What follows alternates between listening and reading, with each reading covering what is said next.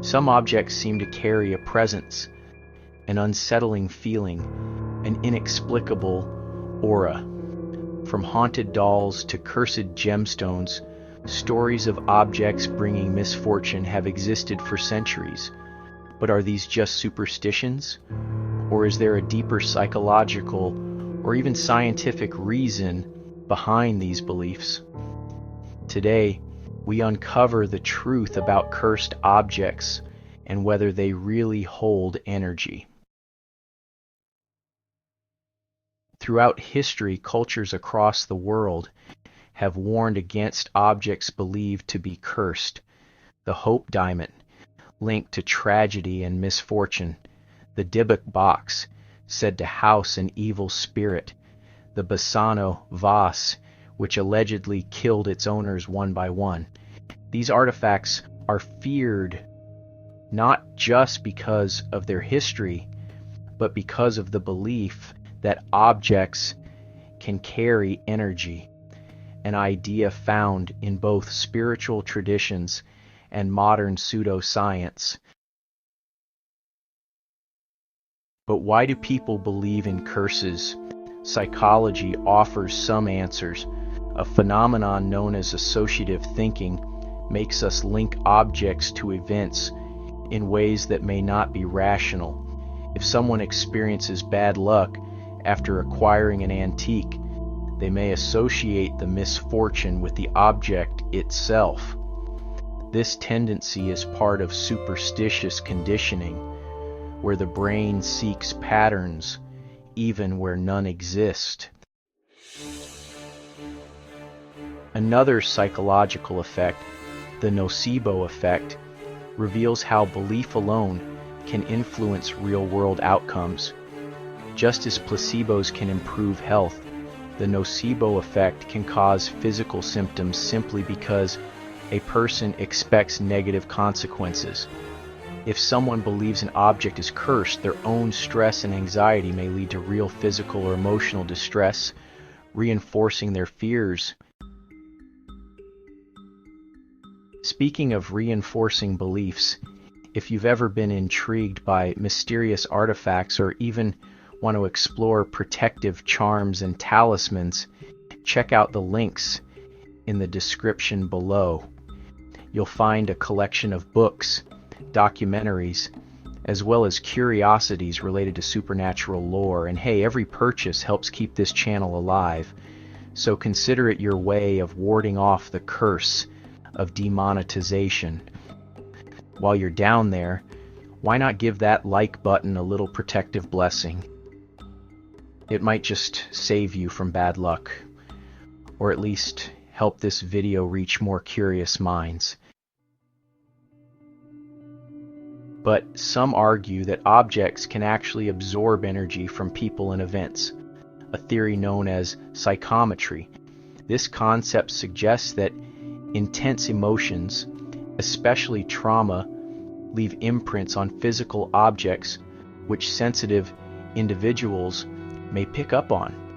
While mainstream science has yet to confirm this, some researchers in parapsychology claim that certain people can feel the emotional history of objects simply by touching them. Could this explain why some people feel a heavy presence when handling old, mysterious artifacts? The power of belief cannot be underestimated. The case of the Crying Boy paintings in the UK is a perfect example. These mass-produced paintings were rumored to cause fires in homes while remaining untouched by flames. The spread of these stories created a panic, leading people to dispose of their paintings out of fear. Yet no real scientific link was ever found between the artwork and fire incidents. Still, the belief itself had tangible effects, demonstrating how fear alone can alter reality. Many cursed objects have strange stories tied to them. The Hope Diamond is said to have brought misfortune to its owners, yet it now rests safely in the Smithsonian Institution. The Dybbuk Box, a small wine cabinet rumored to be possessed, was popularized by online stories and even inspired a Hollywood movie. Then there's the so-called cursed chair of death, an old wooden chair said to bring doom to anyone who sits in it, leading some museums to hang it high on walls where no one can touch it. But are these objects truly cursed, or is it our perception of them that gives them power? Fear is a powerful force, and neuroscience has shown that expectation plays a huge role in our experiences. If we believe an object is cursed, we may become hyper-aware of negative events, interpreting them as proof of the curse. This is a form of confirmation bias, where the mind selectively remembers experiences that align with our beliefs while ignoring contradictory evidence. Studies in cognitive psychology suggest that this mechanism is deeply rooted in human survival instincts. Our ancestors relied on pattern recognition to detect threats, even if the patterns weren't real. But what about the idea that cursed objects bring harm across generations? One of the most infamous cases is that of King Tut's tomb. After its discovery in 1922, a wave of mysterious deaths among those involved in the excavation fueled rumors of a pharaoh's curse. The press sensationalized the idea, despite scientific explanations pointing to exposure to ancient bacteria and toxic mold within the tomb. While there was no verifiable curse, the fear it instilled was real, and for many, that was enough. Similar beliefs exist outside of history's grand artifacts. Ever heard someone say they'll never buy a used wedding dress because it carries bad energy? Or how about houses where previous tragedies occurred, selling for far less because potential buyers feel uneasy? Even today, people avoid certain objects simply because of what they might represent. It's not the objects themselves, but the idea of them that influences our choices.